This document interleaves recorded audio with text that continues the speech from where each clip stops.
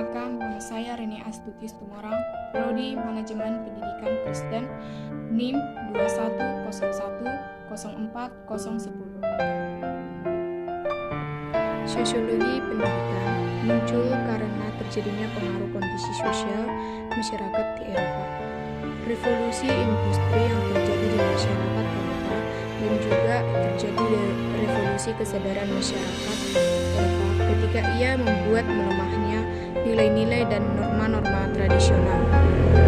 Asal mula dan perkembangan sosiologi. Asal-usul sosiologi. Dari bukti peninggalan bersejarah, manusia prasejarah hidup secara berkelompok. Aristoteles mengatakan bahwa manusia adalah atau makhluk sosial. Sejak dilahirkan, manusia mengalami ketergantungan kepada manusia lain. Dalam ketergantungannya, dia mengalami proses bersosialisasi. Manusia dalam kelompoknya menggambarkan cara hidup tertentu untuk mempertahankan hidupnya. Cara hidup ini disebut kebudayaan. Sejarah perkembangan sosiologi ada dua di negara, yaitu perkembangan sosiologi di negara-negara barat, perkembangan sosiologi di negara-negara Indonesia.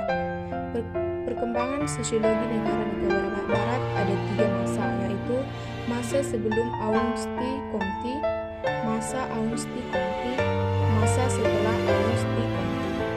Masa sebelum Auguste Comte ada tiga, yaitu Socrates, Plato, Aristoteles.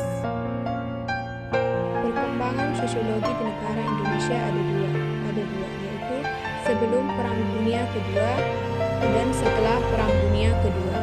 Sosiologi di Indonesia. Ternyata bahwa sosiologi di Indonesia telah diperkenalkan pada masa penjajahan Belanda, yaitu pada lembaga pendidikan zaman Hindia Belanda. Diperkenalkannya sosiologi pada lembaga pendidikan tersebut, walau tidak melalui pengajaran secara formal, tapi cukup mempengaruhi perkembangan sosiologi Indonesia. Profesor Dr. Soeharjo Soekarno membagi perkembangan sosiologi di Indonesia dalam dua periode, yaitu 1. Perkembangan sosiologi sebelum Perang Dunia Kedua. Dapat dikatakan bahwa sebelum Perang Dunia Kedua, atau katakanlah sebelum proklamasi, ternyata para penjaga dan pemimpin Indonesia telah memasukkan unsur-unsur sosiologi ke dalam ajaran-ajarannya. Walaupun mereka belum mempelajari teori-teori formal sosiologi sebagai ilmu pengetahuan. Bukti-buktinya dapat kita lihat antara lain Sri Panduka Mangkunegara 5 dari Soekarno yang terkenal dengan ajaran Lulang Raya. Kedua, sosiologi setelah Perang Dunia Kedua.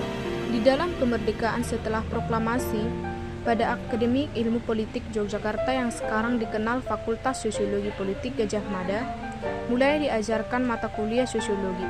Dan ketika pada tahun 1950 dibuka kesempatan bagi mahasiswa dan sarjana untuk belajar di luar negeri, maka mulailah beberapa orang Indonesia memperdalam pengetahuannya tentang sosiologi dan bahkan ada yang mempelajarinya secara khusus. Saat ini telah ada sejumlah universitas negeri yang mempunyai fakultas Sosiologi dan fakultas ilmu sosial, di mana sosiologi dikuliahkan sampai tingkat lebih tinggi. Di samping itu, telah ada beberapa universitas mempunyai fakultas yang mempunyai jurusan sosiologi, misalnya Universitas Gadjah Mada.